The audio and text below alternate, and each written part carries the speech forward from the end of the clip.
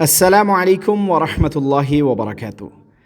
دوستو، آج کی اس ویڈیو میں ہم بات کرنے والے ہیں کہ ہلاکت دو چیزوں میں ہے۔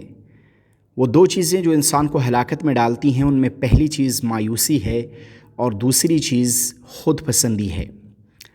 عام طور پر ہمارے معاشرے میں یہ دیکھا جاتا ہے کہ بہت سے لوگوں کو جب یہ کہا جاتا ہے کہ بھائی نیکی کے کام کر لو، نماز پڑھ لو یا دیگر عبادات کی ترغیب دی جاتی ہے، تو وہ کہتے ہیں کہ ہم تو بہت گنہگار ہیں اور ہم کیسے نماز کے لیے آئیں، ہم نے فلاں گناہ کیا ہے، فلاں گناہ کیا ہے، یعنی اپنے گناہ گنواتے ہیں اور خود کو گنہگار ثابت کرتے ہیں۔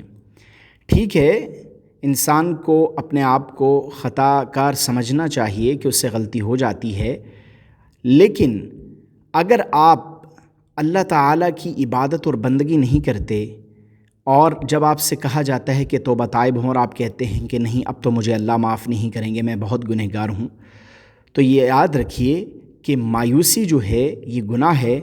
اللہ تعالیٰ ایسے شخص کو پسند نہیں کرتے جو اللہ تعالیٰ سے مایوس ہو جائے اور نا امید ہو جائے، کیونکہ حدیث قدسی میں ہے، اللہ تعالیٰ ارشاد فرماتے ہیں، یقول اللہ تعالی انا عند ظن عبدی بی، میں اپنے بندے کے ساتھ ویسا ہی معاملہ کرتا ہوں جیسا وہ میرے بارے میں گمان کرتا ہے۔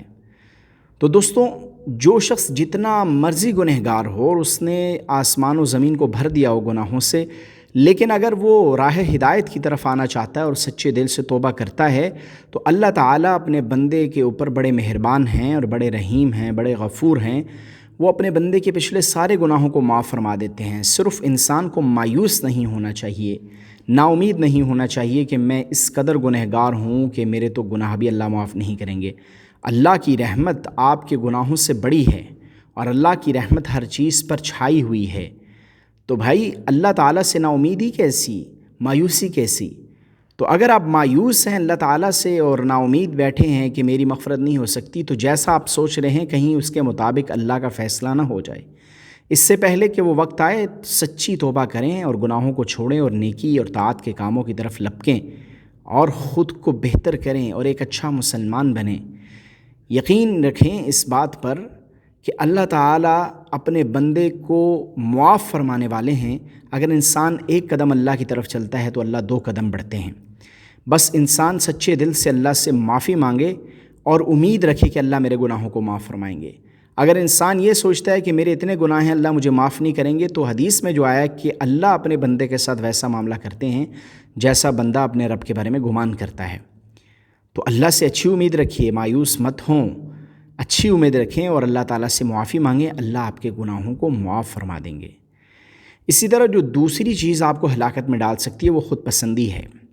بہت سے لوگوں میں یہ دیکھنے کو ملتی ہے کہ اگر کوئی نفع یا کوئی کامیابی آپ کو حاصل ہو جاتی ہے، کوئی فائدہ ہوتا ہے، تو اس کا کریڈٹ آپ خود لیتے ہیں اور کہتے ہیں یہ میری وجہ سے ہوئی ہے، یہ میری عقل و ذہانت کی وجہ سے ہوئی ہے، یہ میری محنت کی وجہ سے ہوئی ہے، یہ کامیابی میں نے حاصل کی ہے۔ تو اپنے آپ کو جو ہے وہ بڑا ظاہر کرنا اور کہنا کہ یہ کامیابی میری وجہ سے ہوئی ہے اور خود کو بڑا سمجھنا، تو یہ خود پسندی میں آ جاتا ہے۔ اللہ تعالیٰ کو ایسا شخص پسند نہیں ہے۔ یہ چیز آپ کو ہلاکت میں ڈال سکتی ہے۔ اگر آپ کو کوئی بھی کامیابی حاصل ہوئی ہے اور آپ نے کوئی بڑا کام کر دیا ہے، تو اس کو اللہ تعالیٰ کی طرف جوڑ دیجئے، اللہ تعالیٰ سے جوڑ دیجئے کہ یہ اللہ ہی نے کروایا ہے، میرا اس میں کوئی کمال نہیں۔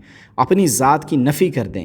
جب آپ اپنے آپ کو نکال دیں گے اور ڈائریکٹ معاملہ اللہ کی طرف جوڑ دیں گے، تو اس سے اللہ تعالیٰ آپ کو اپنا قرب عطا کریں گے اور اللہ تعالیٰ آپ کو مزید ایسے کام کرنے کی توفیق دیں گے جس سے آپ اپنی زندگی میں ترقی کر سکیں گے۔ اور دوسری جو بڑی بات یہ ہے کہ جب آپ نسبت اللہ کی طرف کر دیں گے کہ یہ اللہ کے فضل و کمال ہے، اللہ کی مدد سے ہوا ہے، میرا اس میں ذاتی کوئی کمال نہیں ہے، تو یہ آپ کے اندر عاجزی کو بھی پیدا کرے گا۔ اور انسان میں جب عاجزی آتی ہے تو وہ اللہ کے قریب ہوتا رہتا ہے۔ من تواضع للہ رفعہ اللہ، جو اللہ کے لیے جھک جاتا ہے اللہ تعالیٰ اس سے بلند کر دیتے ہیں۔ اس کے اپوزٹ دیکھیں، اگر کوئی غرور کرے گا تو اللہ تعالیٰ اس کو بلند تو نہیں کرنے والے، وہ پستیوں میں جائے گا۔ غرور سے بچیں، خود پسندی سے بچیں، اپنے آپ کو سب سے بہتر مت سمجھیں، اپنی ذہانت کو سب سے بہتر ذہانت والا نہ سمجھیں۔ آپ جو کچھ بھی ہیں، آپ پر آپ کے رب کا فضل ہے، انعام ہے۔ آپ کا ذاتی کوئی کمال نہیں، عقل اللہ نے دی ہے۔ اگر اللہ تعالیٰ عقل چھین لیتے تو آپ کیا ہوتے؟ بے وقوف ہوتے، آپ کے پاس کچھ سمجھ نہ ہوتی، لوگ آپ کو پاگل سمجھتے۔